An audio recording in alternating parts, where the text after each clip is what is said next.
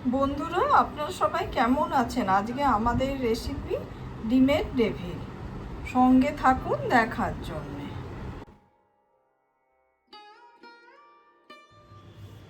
গোটা জিরে, গোটা ধনে, তেজপাতা, শুকনো লঙ্কা, এছাড়া গোলমরিচ, লবঙ্গ, ছোটো এলাচ আর দারচিনি আমরা ড্রাই রোস্ট করে নিচ্ছি।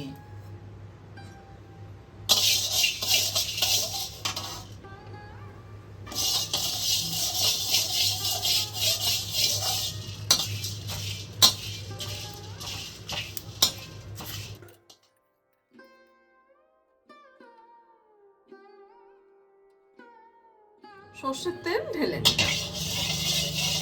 কড়াইতে সর্ষের তেলটা আমাদের গরম হয়ে গেছে। আমি কুচনো পেঁয়াজটাকে প্রথমে ভেজে নেব।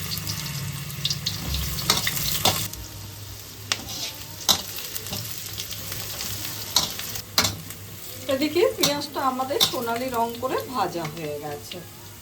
এবার আমি লঙ্কা দিয়ে দিলাম, সেই সঙ্গে আদা রসুন বাটা দিয়ে দিলাম।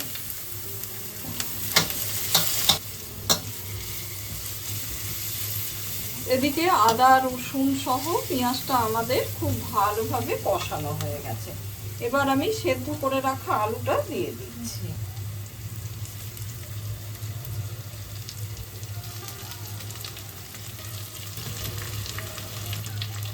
হলুদ আর কাশ্মীরি লঙ্কার গুঁড়ো দিয়ে দিলাম, পরিমাণ মতো নুন।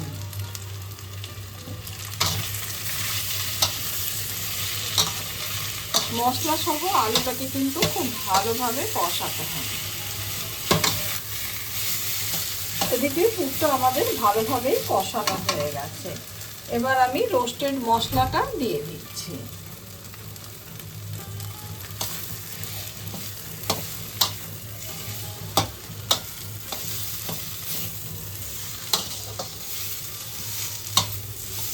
এদিকে পুরটা কিন্তু আমাদের রেডি হয়ে গেল। সেদ্ধ করে রাখা ডিমগুলোকে এবার আমি অর্ধেক করে কেটে নিচ্ছি।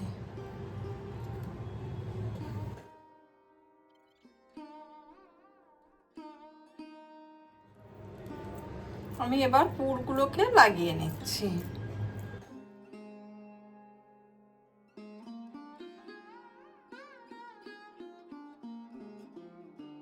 পুরগুলো লাগানো হয়ে গেছে। এদিকে আমি ব্রেড ক্রাম্ব নিয়ে নিয়েছি, তাতে নুন দিয়ে দিলাম, তা না হলে কিন্তু আলো না লাগবে। ডিমগুলোকে আমরা একটু ব্রেড ক্রাম্বে লাগিয়ে নিচ্ছি। এদিকে একটা বাটিতে আমি কর্নফ্লাওয়ারের ব্যাটার তৈরি করে নিয়েছি।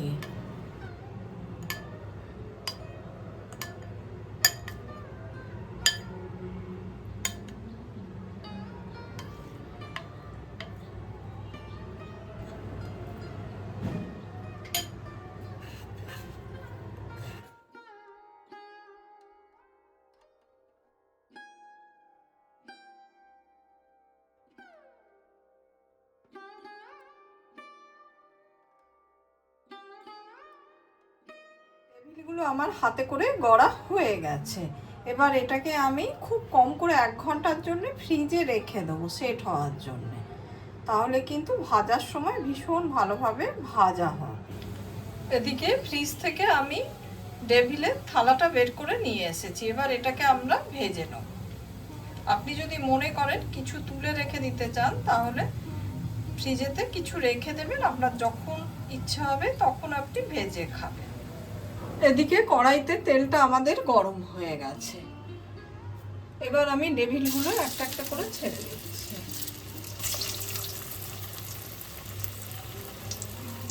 যেহেতু বাড়িতে আমরা অল্প তেলে ভাজছি, তাই আমি দুটো ভাজছি, তার বেশি ভাজছি না।